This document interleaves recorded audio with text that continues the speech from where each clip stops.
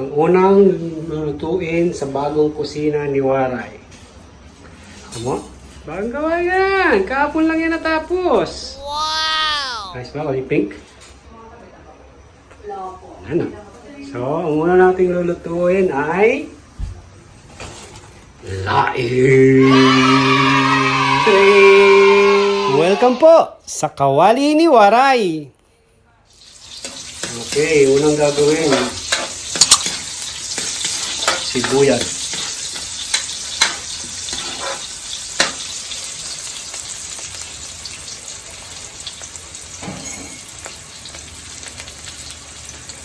Sibuyas at bawang. Igisa natin.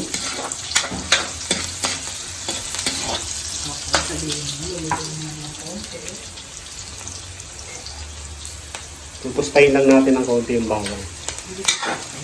Para mas masarap. Ano? Bango.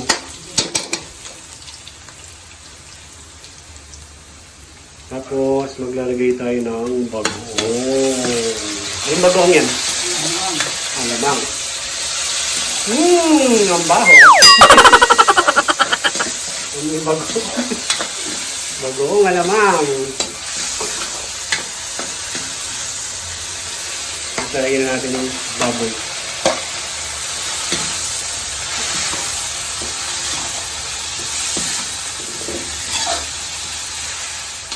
Alright. So, bubuhos na natin yung gata. Ay, ano pangalawang? Ito yung pangalawang piga. Para maluto yung baboy sa ano. Papakaluan na natin yung baboy. Doon sa pangalawang piga na gata. Hintayin na natin siyang kumulo. Ang haluin bago kumulo. Ang makuha. Yan. Yung palang technique dito, kailangan parati mo nga haluin bago kumulo. Hanggang sa kumulo siya, haluin mo lang. Para wag daw makorta. Kung ano may ibig sabihin ng korta. Yan. So, kumukulo na siya. Pinapalambot natin yung baboy. So, yun yung hinihintay natin dito. Pag malambot na yung baboy, lalagyan na natin yung mga iba pang sahog. Yan. So, lalaban mo muna yung laing. Habang laban mo. Para malinis daw. Yan. Binababad pala ito sa tubig. Karanggat siya sa gata. Para wag sumipsip ng masyadong maraming gata. Pero hindi naman masyadong madami. Yung sakto lang.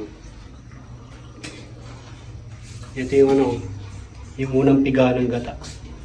Alright, so saglit na saglit nyo lang ibababad yung laing sa tubig ha, huwag masyado matagal. So, yan, ilalagay na natin yung laing dun sa pangalawang pigang gata na may baboy, sibuyas, bawang, at bagoong. Yan, hindi masyadong inahalo to ha. Kaya lang natin mag-shrink siya, sumipsip ng gata. Naamoy ko na. Yan. So, pagka ganyan na medyo tuyo na siya, pwede natin lagay yung unang pigang gata or kakang gata. Dami niya, no? Bali, ano to? 200 pesos na laing. Kaya ganyan karami. Tapos ilang gata yan? 190 pesos. 190 pesos na gata. Hintayin natin kumulo pa. Yan. So, hintayin natin ito kumulo, tapos lalagyan natin yung tinapa. Tapos susunod natin yung hipon. Siyempre, yung sili. Yeah ba? Yan. So, pag kumulo na siya ng ganyan, pwede na natin lagay yung tinapa. Smoked tinapa.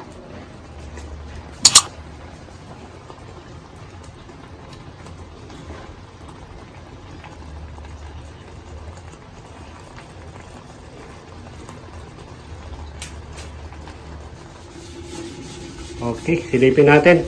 Mainit! Silipin natin. Yun. Ganda na ng kulay. Huwag nyo kalimutan na i-check siya ha. Kasi didikit yan sa ilalim ng kawali. Go! Yan, so medyo gagalaw-galawin yung ilalim ha. Pero hindi nyo kailangan haluin. I-move nyo lang siya. Move. Gagalaw-galawin nyo lang ha.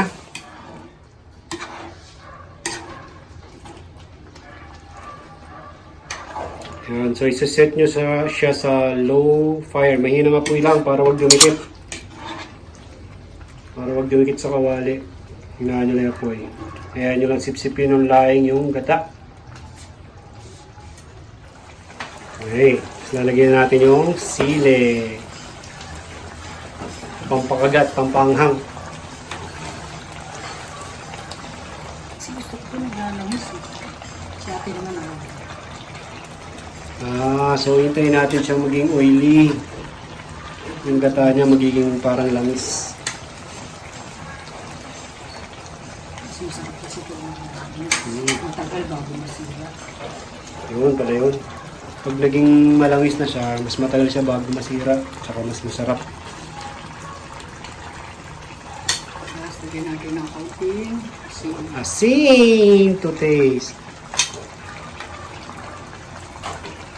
Yan. So kung gusto nyo mas maanghang, optional lang. Pwede nyo lagyan ng siling pula, labuyo. Pero mas masarap kasi ang laing pag maanghang.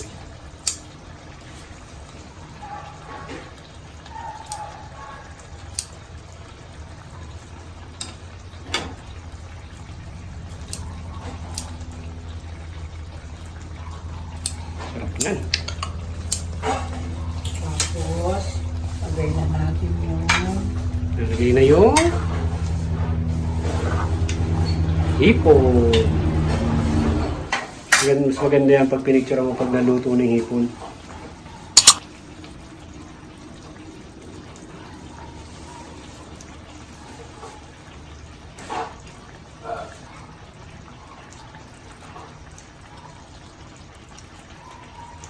pag pinost mo to sa Facebook, sabihin siya, order. Order na naman sila. Alright, check it. Tingnan natin. Yon! Luto na siya. So, papatayin na natin yan. At pili. Tapos, hayaan lang natin siya dyan, nakatakip, habang wala nang apoy. Kasi sisip-sipin pa nung laing yung mga natirang mga gata na yan. Sarap na yan. Panalo na yan.